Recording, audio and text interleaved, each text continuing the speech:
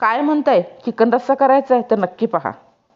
तर काय करायचं, थोडंसं तेल टाकून धने लवंग छान भाजून घेतल्यानंतर आलं, लसूण, हिरवी मिरची, कांदा छानपैकी परतून घ्यावा.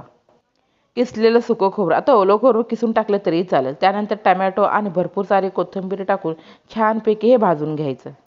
शेवटी जिरे टाकून छान परतून झाल्यानंतर थंड झाल्यानंतर मिक्सरला गरजेनुसार पाणी टाकून हे वाटून घ्यायचं.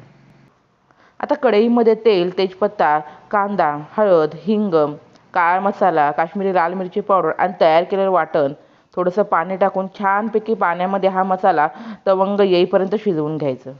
वाटणाला तर तरी आलीच. आता काय घालायचं, तर आता त्यामध्ये हळद आणि मीठ लावून अर्धा तास छानपैकी मुरवून घेतलेलं चिकन आणि चवीनुसार मीठ टाकून छानपैकी त्याला मी 10 ते 15 मिनटं वाफ काढून बारीक चिरलेली कोथिंबीर गरजेनुसार पाणी टाकून ह्या ठिकाणी झटपट असा चिकन रस्सा तयार.